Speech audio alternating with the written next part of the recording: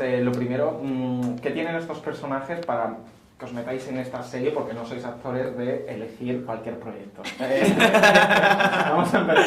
Sois selectivos. Tiene que tener algo el personaje para entrar. Que la envergadura de todo un poco, ¿no?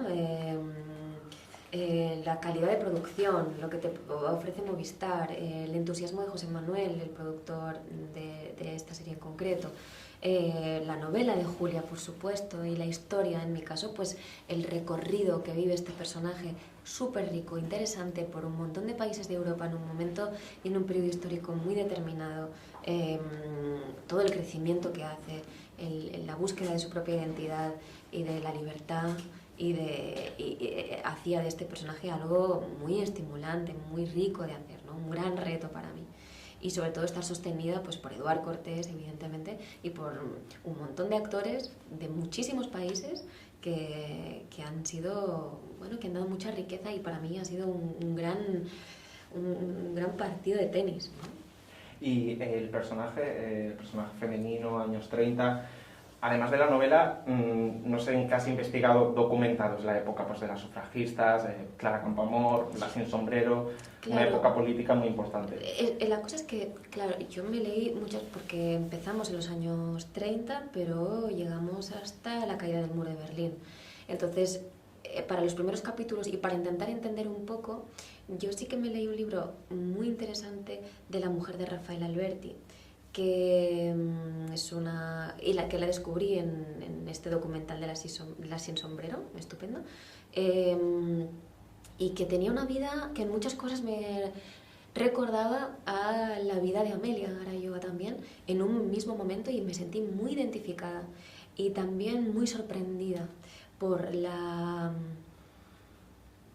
potencia, ¿no? Y por esa potencia tan como oculta y tan poco posible de verse, ¿no? Que lo cuenta muy bien el documental de La Sin Sombrero, ¿no?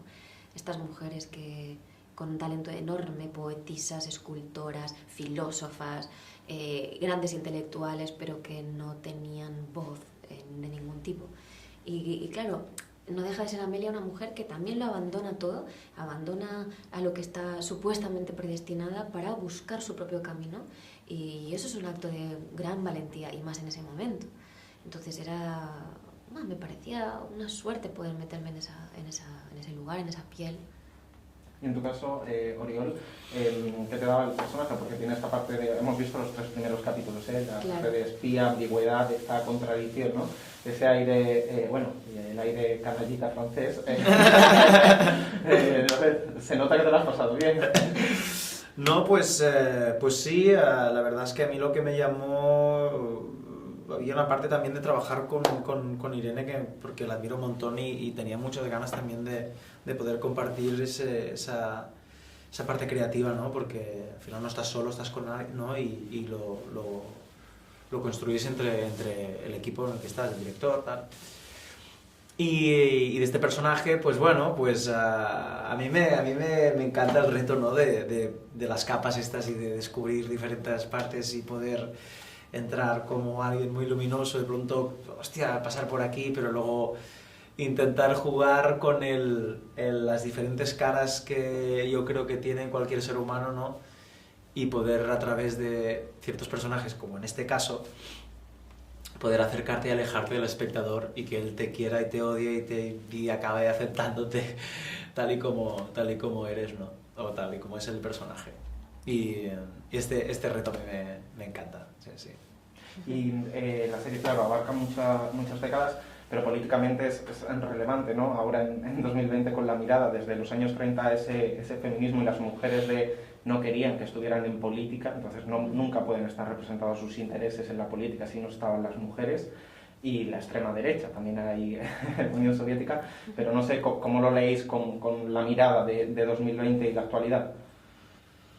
Bueno, siempre hay algo de intentar, ¿no? Cuando haces, en este caso, esa época, y yo busqué, aparte de el libro que te comentaba de La mujer de Rafael Alberti, también leí mucho sobre experiencias en los gulags en Rusia, también el libro de Stefan Zweig sobre el siglo XX, y como abarcaba tantas épocas, pues un poco de todo para tener sobre todo relatos humanos de lo que fue ese momento, ¿no?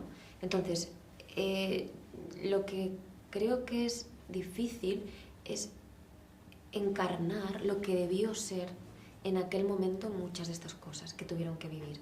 Y la única manera de poder intentar entender eso es reflexionar sobre cómo tú vives este momento. Y hay mucha disparidad en muchas cosas, evidentemente, porque ha cambiado todo mucho. En este caso, la tecnología creo que ha determinado a peor nuestro comportamiento social. Entonces, es difícil intentar buscar una comparación, o a mí me costaba mucho intentar encontrar eso, porque hemos cambiado mucho como sociedad, ¿no? Entonces, yo lo hice más a través de esta documentación y a través de estos libros que uno de ellos que me había recomendado Julia Navarro, que se llama Mujeres en la nieve, que son relatos de mujeres que pasaron por estos campos de concentración en la Unión Soviética y que sobrevivieron, pero que relatan sus experiencias vitales en estos lugares, ¿no? Y lo que te das cuenta, al igual que en un libro precioso de Viktor Frankl, que recomiendo, que es El hombre en busca de sentido, que es un psicólogo que vive en un campo de concentración, que le meten en un campo de concentración nazi, y luego escribe un libro sobre esto y cómo fue su experiencia como psicólogo, como psiquiatra en esto. Buscar la esencia, ¿no? ¿Qué es el miedo? Porque eso sí podemos conectar, aunque todo haya cambiado. ¿Qué es el miedo a perder? ¿Qué es el miedo a que todo se tambalee, ¿no? Yo lo reflexionaba mucho en la pandemia, de pronto, ¡boom! No tiene nada que ver con vivir una guerra, evidentemente, una guerra tal y como la hemos conocido, lo que vivieron, pero sí tiene que ver con una pérdida de nuestra libertad, de alguna manera, un desconcierto total, un miedo a no saber qué va a volver a ocurrir, y en este sentido, pues, hay ciertos paralelismos. Y uno fundamental, que creo que marca mucho también el siglo XX, que determina y ahora también, es el miedo. El miedo a lo desconocido, el miedo a unos poderes que no sabemos cuáles son, pero que están controlando nuestra existencia, y la fragilidad como seres humanos dentro de todo eso, ¿no? Y por último, brevemente... Me he extendido un montón, perdón. Nada.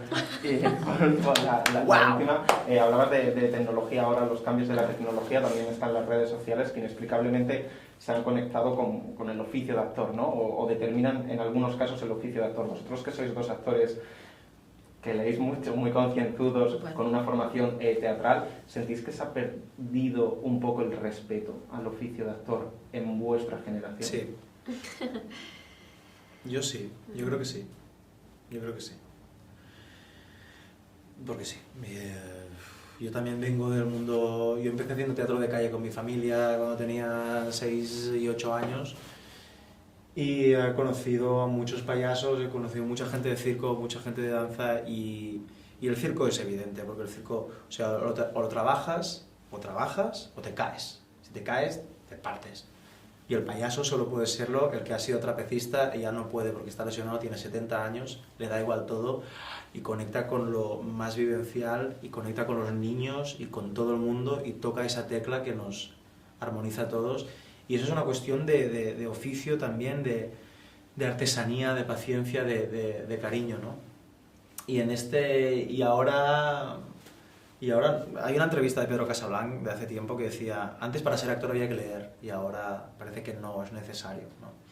Pero esa puntualización del parece que no es necesario sigue siendo necesario, y todos queremos ir a ver, o la mayoría queremos ir a ver historias en las que hay alma en las personas que lo están interpretando, ¿no?